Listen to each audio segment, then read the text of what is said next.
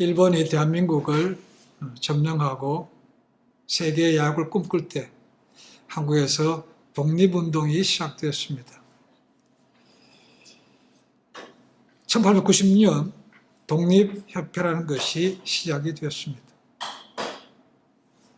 적지 않은 사람들이 기독교 정신을 가지고 나라를 위해서 일어섰습니다. 그래서 모든 사람들이 다 믿음의 사람들은 아니었습니다.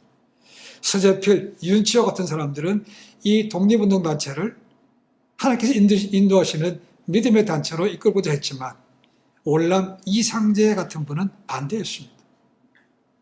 왜 반대했는가? 그분은 유교 사상이 꽉 차 있었기 때문에 기독교를 받아들일 수가 없었습니다. 그러다가 1902년에 월남 이상제 선생이 보수파의 정치적인 음모로 인해서 감옥에 갇히게 되었습니다. 감옥 속에서 참 많은 일을 갈았습니다. 이해할 수도 없는 것이죠. 그렇다고 해서 감옥이 얼마 될지 알 수도 없습니다. 가만히 있자니 그렇습니다. 그래서 뭐라도 읽어야 책이 필요했는데 책도 변변치 않게 구하지 없었다는 거죠. 그러다가 한 문득 생각이 났습니다. 자기가 선물로 준 책이 있는데 요망한 책이라고 버렸던 그 성경책을 다시 집어들었습니다. 그리고 그것을 읽기 시작했습니다. 근데 어느 날 비몽사몽간에 하나님의 사자가 그에게 나타나서 이렇게 말씀했다는 겁니다. 내가 내게 믿을 수 있는 기회를 2번 주었거늘 너는 그때마다 거절했다. 그래도 내 생명을 보존하여 이곳에 두었고 이번이 마지막으로 너와 내 민족이 진보할 수 있는 기회를 다시 주노라. 너무 놀랐습니다. 그래서 가장 두려운 마음으로 성경을 읽기 시작했습니다.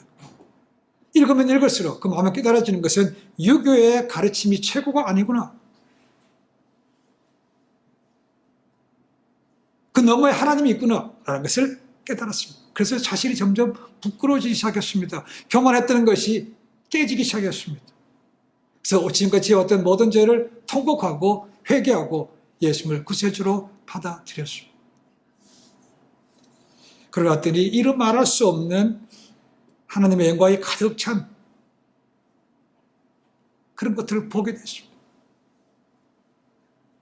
당연히 더욱더 나라를 사랑하는 사람도 마음에 생겼습니다.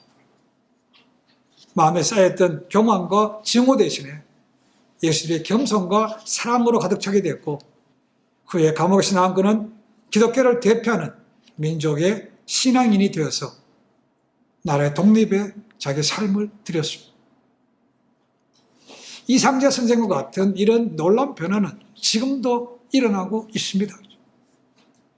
누구라도 영적인 것을 갈급하는 사람에게 하나님께서 은혜를 주셔서 그의 눈을 열어주시고 믿게 하시고 새로운 일에 쓰임받게 하신다는 것. 그것이 우리 삶이 될 수 있고 우리 주변에서도 일어나고 있는 것이죠. 그것을 알기 때문에 지금 하나님의 부름받은 사람들이 전 세계로 가서 하나님의 귀한 복음을 전파하고 있습니다. 그게 은혜 아닙니까? 오늘 본문에 주신 말씀도 그런 은혜에 관한 말씀. 이제 불과 몇 시간 후면 예수님 십자가에 못 박히시게 됩니다. 제자들 가운데 어느 누구도 그것을 받아들이려고 하지 않습니다. 그래도 불구하고 예수님은 그것은 분명히 이루어질 현실이기 때문에 다시 한번 그들에게 말씀합니다. 내가 떠난다. 그리고 내가 떠나는 것이 너에게 유익이라 라고 말씀합니다. 떠나가는 게 유익이라고 말씀하고 있다는 겁니다. 제자들은 지금 주님을 떠날까 봐 두려워서 말도 못하고 있습니다. 그렇죠? 질문도 못해요. 근데 예수님께서 뭐라고요? 내가 떠나는 것이 너에게 필요하다. 좋다는 겁니다. 왜 이들은 받아들이고자 않습니까? 예수님이 따라다니는 목적이 한 자리 하는 건데 예수님께 떠나가시면 꽝 되는 거 아닙니까? 그죠? 꿈이 깨지는 거 아닙니까? 그리고 그분이 옆에 있어야 지금까지 모든 어려움을 해결해 줬던 것처럼 그분이 다 하실 건데 그분이 떠나고 나면 제가 뭘 어떻게 합니까? 그러니까 떠나시면 안 되는 거죠. 그러니까 받아들일 수가 없는 겁니다. 그런데 예수님의 떠나시는 것은, 예수님의 죽으시는 것은 이미 정해진 것이고, 우리가 앞에서 이미 봤습니다. 당시의 종교 지도자들, 특별히 대제사장 가야바는 예수님을 이미 죽이기로 작정을 했다는 거죠. 자, 요한복음 11장 49절, 50절에 이런 말씀이 있습니다. 너희가 아무것도 알지 못하는도다.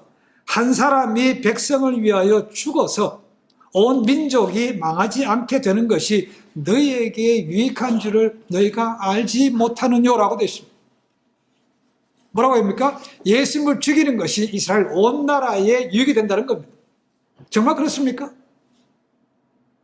그게 이스라엘을 위한 것입니까? 아니죠. 자기들 기득권자의 유익을 위해서 예수님을 죽이고자 하는 것이죠. 그런데 말은 뻔질하게 잘합니다. 예수님을 죽여야 온 나라가 평안해, 온 나라가 유익이 된다고 말하고 있다는 겁니다. 그래서 예수님은 그들의 실상을 알기 때문에 그들을 대할 때마다 이 독사의 자식들아, 이 위선자들하고 강하게 말씀하신 거죠. 그들의 속마음을, 시커먼 속마음을 다 아시는 거죠. 그런데 말은 그렇지 않습니다. 많은 사람의 유익을 위하는 것처럼 한다는 거죠. 예수님은 그들이 말하는 이스라엘의 유익을 위한 건 다른 겁니다. 그렇죠? 예수님은 정말로 제자들의 유익을 위해서, 정말로 온 세상의 유익을 위해서 떠나가신다는 것이죠. 스스로 떠나시는 거예요. 그러면 왜 예수님께서 떠나시는 것이 제자들에게 유익인가 하는 것이죠. 오늘 본문에 답을 주고 있습니다. 그렇죠? 확실한 것은 떠나야 누가 오신다는 겁니까? 보혜사 성령이 오신다는 거죠. 떠나지 않으면 그분이 못 오시는 거죠. 그렇죠? 떠나야 오시기 때문에, 그분이 오시기 때문에 너희가 유익이라는 거죠. 자, 이미 말씀을 드렸습니다. 보혜사가 뭔 뜻입니까? 파라클레토스. 파라라는 것은 사이드라고 했습니다. 그렇죠? 옆에서 도와주시는 분이라는 거죠. 헬퍼, 카운슬러, 에드보케이터. 이런 것이 다 그분을 되는 것이죠. 나는 따라가 없지만 그분이 오시면 너희 옆에서, 너희 안에서 너희를 끝까지 지키시고 보호하시고 인도하신다는 것입니다. 진리를 인도하신다는 겁니다. 눈이 열어져서 진리를 볼 수 있게 하신다는 겁니다. 그러니까 내가 떠나는 것이 너희에게는 유익이라는 것입니다. 지금까지 예수님과 제자들 3년 동안 동거동락했습니다. 그런데 제자들 가운데 어느 누구도 정확하게 예수님이 어떤 분인가를 알지 못합니다. 물론 때로는 자기도 무슨 말인지 알 수 없을 정도로 이렇게 고백을 하기도 합니다만 진정한 신물을 알지 못하는 거죠. 그러니까 왜 떠나가지도 이해가 안 되는 겁니다. 같이 있어야만 됩니다. 그래야 자기들에게 유익이 된다는 거죠. 예수님이 가야 되는 그 마음을 누구도 이해하려고도 하지 않습니다. 그저 불안해서, 그저 두려워서 떠나면 안 되는데 이것을 쌓여있다는 겁니다. 그러나 내가 떠나면 보혜사가 오시고 그분이 너에게 영적인 눈을 열어주시면 내가 왜 가야 되는 것인지, 앞으로 무슨 일이 것인지, 너희가 어떻게 될 것인지 그것을 너희가 알게 된다는 것입니다. 그러나 지금까지도 제자들은 그것을 받아들이려고 하지 않는다는 겁니다. 왜 안 받아들입니까? 자기들에게 손해가 되는 거죠. 그러니까 결국 그들은, 제자들은 지금까지도 여전히 자신의 유익을 구하는 자들이라고 볼 수 있습니다. 어떤 사람이 이런 얘기를 했습니다. 세상에서 가장 붐비는 감옥에 있는데 그것에 한번 발을 들여다보면 빼기가 어렵다고 말합니다. 어떤 감옥인가? 욕심의 감옥이라는 겁니다. 왜 빠져나오지 못하는가? 욕심은 사람으로 하여금 항상 부족하고 끊임없이 뭔가를 요구하게 만들기 때문이라는 거죠. 욕심이 그런 거 아닙니까? 그죠? 그래서 한번 욕심의 감옥에 갇히면 탈옥이 거의 불가능하다고 말합니다. 그 욕심의 감옥에 갇힌 사람들의 특징은 뭔가? 끊임없이 더 큰 것, 더 아름다운 것, 더 빠른 것, 그리고 하나 더 이렇게 만들어진다는 것이죠. 그러니까 늘 끊임없이 뭔가를 찾기 때문에 마음에 평안함도 없고 오히려 그 마음속에는 시기와 증오, 탐욕이 가득하다는 것이죠. 사람이 육신을 입고 있는 이 욕심에서 참 벗어나기가 굉장히 어렵습니다. 그렇죠? 먹고 입고 자고 하고 싶고 해야 되는 것이죠. 그렇죠? 근데 상식적으로 생각하면 내가 이거 원해서 가졌습니다. 그러면 그걸 만족해서 더 이상 바랄 게 없을 것 같은데 그렇지 않죠. 그죠? 희한하게도 가지고 나면 더 큰 게 또 보입니다. 더 나은 게 보여요. 그리고 나는 이만큼 가졌는데 옆에 보니까 더 많이 가진 사람이 보인다는 거예요. 그러니까 끝이 없는 거죠. 내가 저 사람 밟고 올라가야 되는데 저 사람보다 더 많이 가져야 된다라고 하니까 마음에 평안도 없고 오히려 죄의 유혹이 많은 것이죠. 이 세상입니다. 그렇죠? 미국뿐만 아니고 세상의 탑 10 안에 들으면서도 상대적 빈곤으로 사는 사람들이 그렇게 많다고 얘기합니다. 그렇죠? 상대적 빈곤입니다. 진짜 많이 가졌어요. 근데 더 많이 가진 사람들 때문에 늘 행복하지 않다는 겁니다. 나는 왜 이것밖에 없어? 반대로 방글라데시나 부탄 같은 나라는 진짜 못 사는 나라입니다. 그런데 행복 지수는 항상 세계 탑 1, 2입니다. 그 사람들은 그렇게 가난하게 사는 것 같다가 그러려니 하고 받아들이고 그냥 행복한 삶을 산다는 겁니다. 욕심부리지 않는다는 거죠. 그렇다면 예수님께서 제자들에게 말씀하셨던 내가 떠남이 유익이라 라는 말에서 우리가 무슨 교훈을 얻을 수 있겠는가라는 것.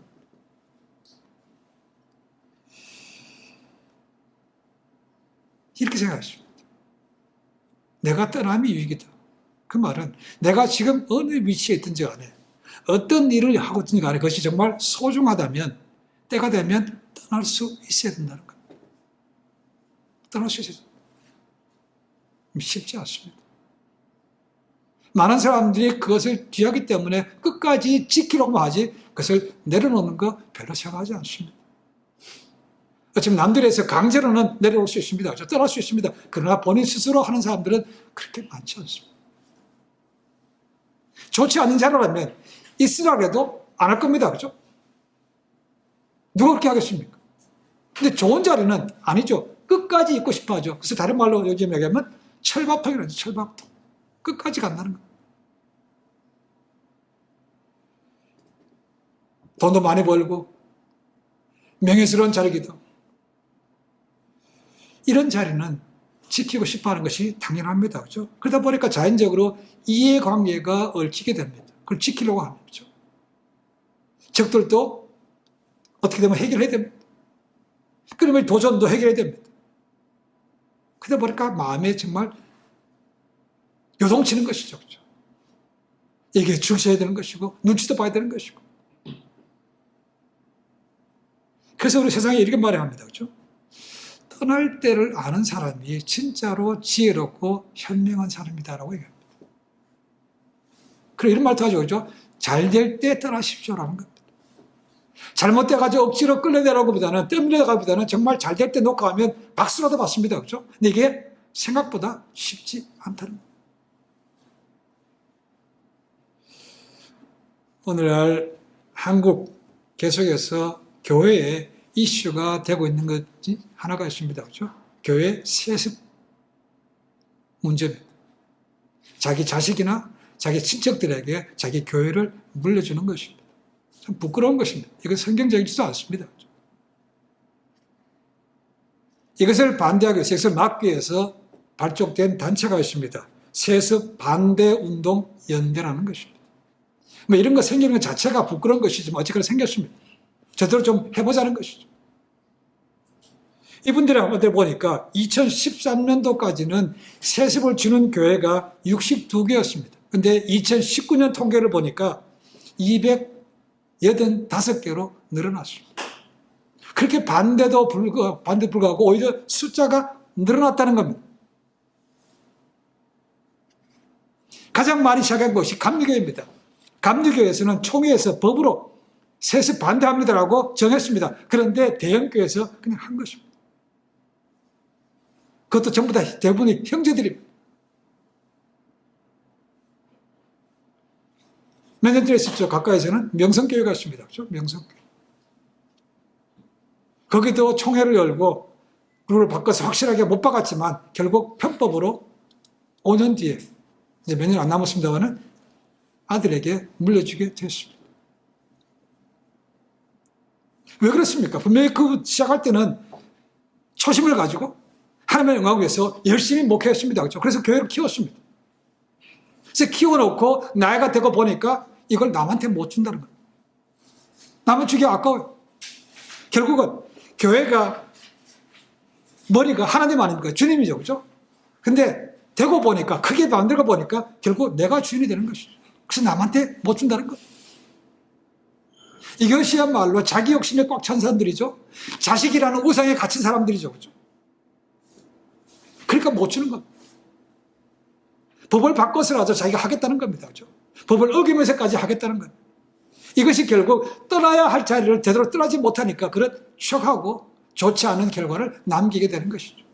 그 교회만의 문제가 아닙니다. 그렇죠? 모든 기독교 전체가 그걸 본 것이고 결국 나가면 하나님 아버지께 영광이 가려지는 거 아닙니까? 그렇죠? 근데도 밀어붙입니다. 그것이 기득권자들이 하고 있는 것입니다.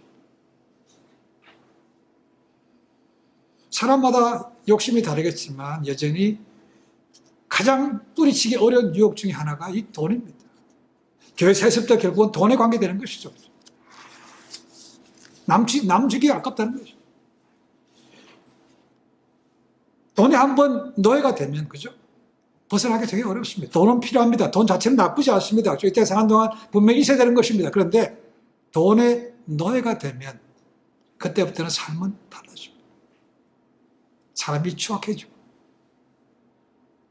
탐욕으로 변하게 됩니다.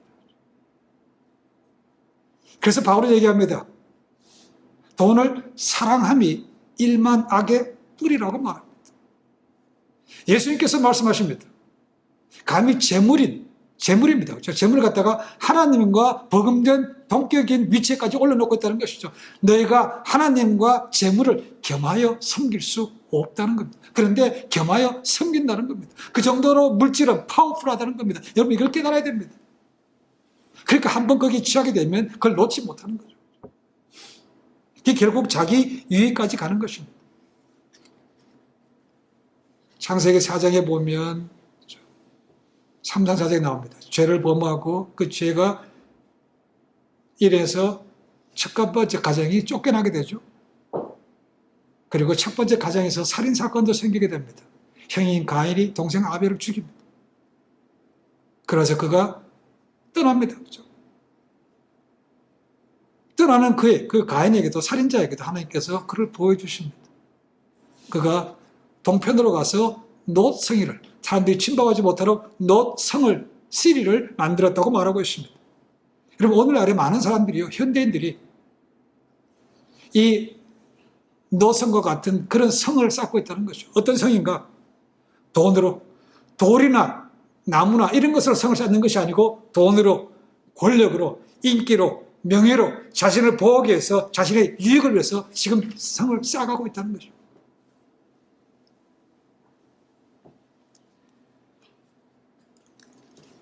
그러나 사람들이 자기를 보호하기 위해서 성을 쌓고 있지만 오히려 그것은 성이 아니고 감옥이 될 수 있다는 겁니다. 오히려 독이 될 수 있다는 겁니다. 이미 오래전에 저는 그런 얘기를 봤습니다. 책에서 읽었습니다. 강남에 가면 집들이 많습니다. 지금 아파트가 많지만 단독 가옥이 많은데 단독 가옥의 이 벽에다가 위에다가 철조망을 쳐놓고 그 다음에 돌 붙잡을 장갑 치면서 잠 들어오지 못하게 만들었다는 것입니다. 그런 사람들이 대부분 누구겠습니까? 돈 있는 사람이란 거죠. 그래서 사채업자가 많았다고 얘기합니다. 결국 그게 뭡니까? 자기 집 울타리에 철조망이 치인 것은 감옥 아닙니까? 감옥. 그러니까 자기는 그렇게 보호한다고 치고 있지만 결국 자기가 감옥 안에 사는 것과 똑같다는 것입니다.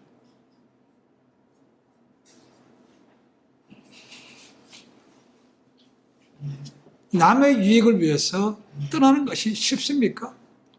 잘 될 때 집착하는 것이 일반적으로 보통입니다. 한국에서 존경받았고 지금도 존경스러운 목사님 가운데 한 분이 있습니다. 강남에서 교회 건물이 없이 YMCA를 빌려서 10년 동안 사역하고 나중에 정신여고를 지면서 거기를 교회를 옮겨가셨습니다. 주님의 교회. 그리고 그분이 안식년 가진 다음에 다시 100주년 기념교회를 했고 지금은 은퇴하셔서 쉬는 분, 이 이재철 목사라고 있습니다. 그 누님이 고은하, 배우했던 고은하 권사입니다. 지금 홍성사라는 출판사도 하고 있습니다. 그분이 자기 자선적인 책이 하나 있습니다. 나의 고백이라는 책이 있습니다. 거기 보면 이렇게 기록합니다. 이분이 대학교를 졸업하고 사회생활을 몇 년 지난 다음에 1974년도입니다. 자기가 직접 사업을 독립할 수 있는 기회가 생겼습니다. 어떤 사업인가? 그 당시에 우리가 잘 아는 대로 70년대 가면 이 중동 붐이 엄청나게 일었습니다. 한국에서 얼마나 많은 사람들이 중동에 나간지 모릅니다. 그 많이 나가는 중동을 가는 비행기의 독점권, 여행사를 차리는 겁니다. 그런데 이분하고 맞붙을 그 사업권을 따낼 상대가 누군가? 그 당시 재벌이었습니다. 그래서 이분이 이렇게 기도합니다. 하나님, 저는 가진 것이 아무것도 없습니다. 하나님의 유일한 백입니다. 하나님, 내 이 사업권을 내게 따게 해주시면 내 그 이득으로 버는 돈으로 평생 하나님의 영광을 드러내면서 살겠습니다라고 소원했습니다. 그리고 하나님께서 그의 기도를 들으시는지 그가 사업권을 따게 됩니다. 엄청나게 돈 벌었습니다. 중도로 가는 모든 비행기표를 다 거기서 관리한다는 것입니다. 거기 보면 이렇게 되어 있습니다. 한 해에, 어떤 해에 한 달 수입입니다. 들어간 비용 다 빼고 한 달에 순수익이 1200만 원이었다. 만불입니다. 한 달 순이익이. 언제요? 1970년. 그러니까 돈을 끌어모았습니다. 끌어모았어. 네, 그렇게 끌어모으고 나니까요, 사람이 달라졌어요. 하나님 앞에 소원했던 것, 돈을 벌면 그 돈으로 하나님께 영광을 위해서 쓰겠습니다라고 했는데, 강남에서, 그 당시 서울에서 가장 비싼, 가장 넓은 아파트 샀습니다. 그리고 머세드 벤츠를 샀습니다. 그리고 낮에는 골프, 밤에는 술독에 빠졌습니다. 이게 뿐만 아니고 그 사람이 어느 날 포커에 또 빠졌습니다. 그 책에 보면 이렇게 나옵니다. 자기가 이 포커를 얼마나 좋아했는지 3일 동안 꼬박 잠 안 자고 포커만 했다고 되어 있습니다. 먹고 화장실 가는 시간 빼고는 앉아서 그냥 3일 동안 주구장창 포커만 했다고 되어 있습니다.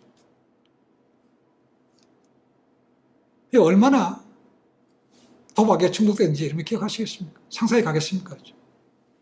근데 이렇게 얘기합니다. 근데 그분이 그렇게 세상 쾌락과 욕망에 사로잡혀 지낼 때 그의 원래 신분은 뭐였는가? 크리스천이었다. 크리스천이었어. 그의 집안이 크리스천이었어. 그래도 불구하고 그는 주중에는 돈과 더불어 그렇게 타락에 빠져 있을 수 있는가? 어떻게 됐는가라는 것입니다.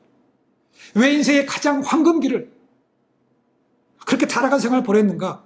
이유를 이렇게 고백합니다. 이유는 단 한 가지다. 크리스찬으로 바른 물질관을 갖지 못했기 때문이다. 바른 물질관을 갖고 있지 않았기 때문에 물질이 많아질수록 독약이 됐다. 아무리 열심히 교회 다닌다고 해도 마찬가지였다라고 했습니다.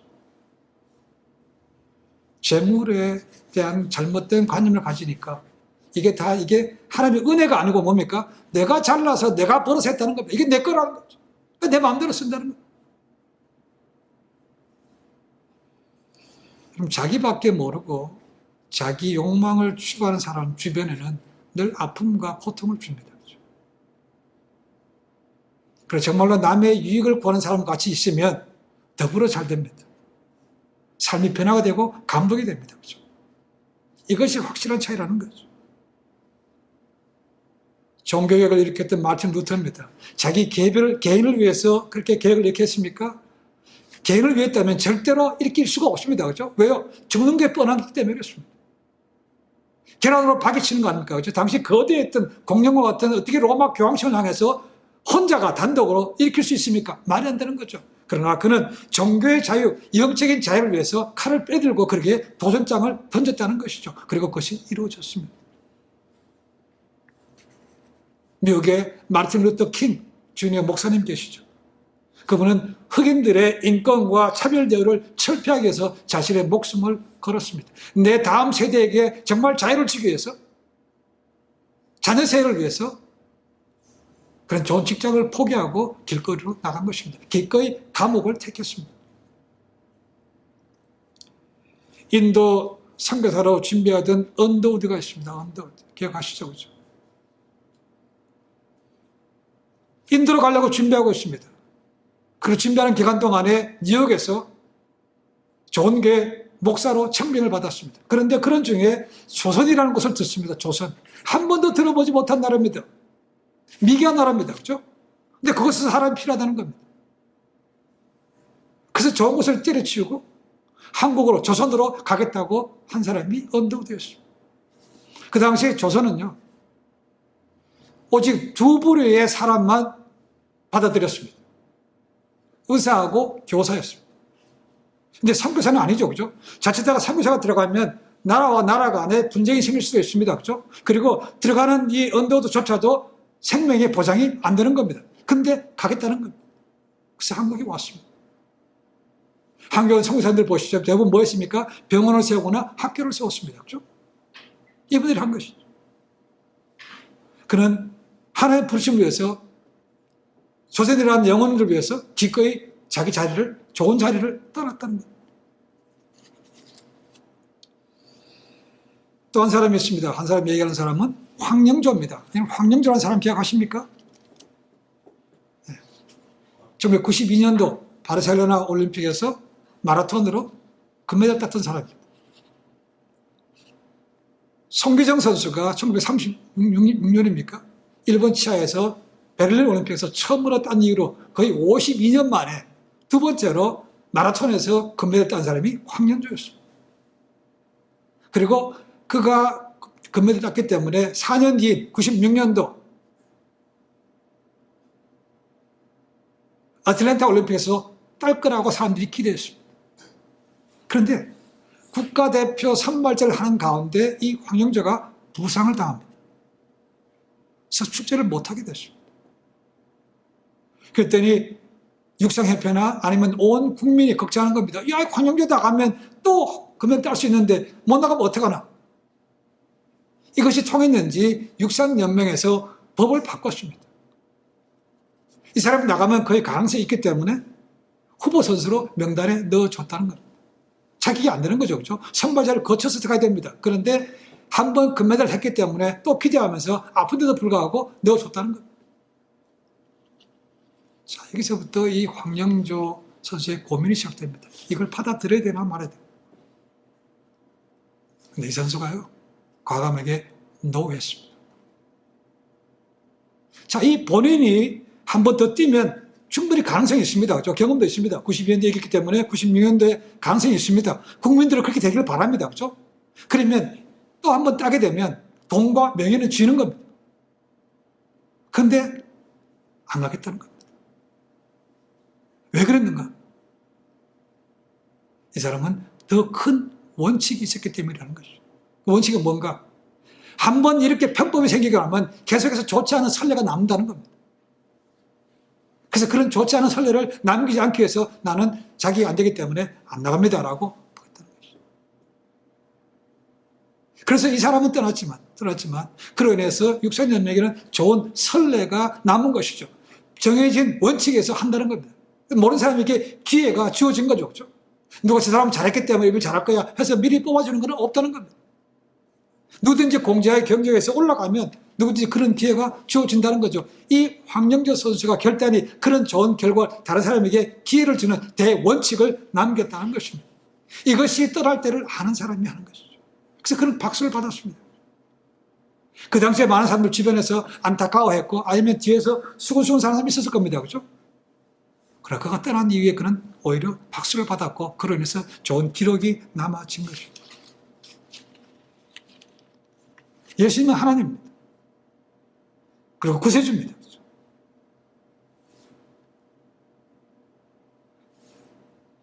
이 사람을 구원하시기 위해서 그는 하늘 보좌를 버리시고 이 땅에 오셨습니다. 그리고 가야 될 때가 있기 때문에 기꺼이 떠나가시는 거죠. 그래서 떠나가는 것이 너에게 유익이라는 것이죠. 내가 가야 보혜사 성령이 오십니다. 바꿔 얘기하면 주님께서 가시지 않으면 선생님이 오시지 않습니다. 그렇죠? 예수님께서 이 땅에 좋다고 남아있으면 구원이 이루어지지 않는 겁니다. 그렇죠? 하나님의 뜻도 이루어지지 않는 겁니다. 예수님이 오신 목적은 아버지 뜻을 이루기 위해서 하시는 거죠. 그 아버지 뜻을 이루시기 위해서 기꺼이 고난 가운데 자신도 감당이 어려운 십자가의 길을 가겠다는 것이죠. 그래서 그분이 가셨기 때문에 이 땅에 구원의 길이 열린 것이고 보혜사 성령도 오신 것이고 하나님 뜻도 이루어진 것입니다. 이것이 떠남이 유익이라는 것이고 우리가 그것을 받아보는 우리도 때가 될 때 떠나는 것이 필요하다는 것입니다. 잭스 이렇게 계속 있는 거 아닙니다. 그렇죠? 떠날 때면 떠나야 되는 것이죠. 우리 인생도 마찬가지 아닙니까? 그죠? 언젠가 떠나야 됩니다. 근데 그 떠날 때를 구차하게 하다 보면 주변에 많은 민폐를 끼치는 것은 당연하죠. 그죠? 떠남이 유익이다. 떠날 때를 떠날 수 있는 사람이야말로 정말로 지혜로운 사람이라고 얘기했습니다. 그런 삶이야말로 정말로 예수님을 닮은 진짜 제자의 삶이라고 여겨집니다. 한번 앉아서 끝까지 버티겠다고 하면 철밥통이 되면요. 거기서 무슨 창의라는 것이 나오겠습니까? 처음에는 그걸 지키기 위해서 열심히 노력할지 모릅니다. 그러나 그것이 나이가 들고 점점 되면 이제 굳어져가지고 이게 당연히 내 거라고 하고 오히려 다른 사람들, 올라온 사람들 기회도 막아버리고 해치게 됩니다. 그렇죠? 결코 좋지가 않습니다. 지금 우리 기득권자들이 나이 든 사람들이 계속 그 자리에 있다고 하면 젊은 사람들이 기회가 없는 거 아닙니까? 그렇죠?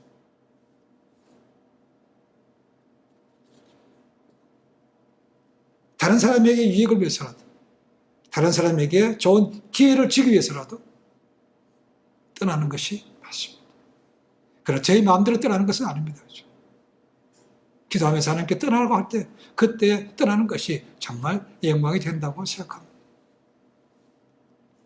오늘 이후 우리 주변에 그리고 하나님 나라의 이익을 위해서 하나님께서 보내시면 가고 또 하나님이 떠나는 그런 삶을 통해서 오히려 하나님께 기쁨이 되고 하나님 나라가 넓어지는 데 쓰임받는 그런 복된 삶이 되시기를 주님을 간절히 축원해 드립니다. 기도하겠습니다.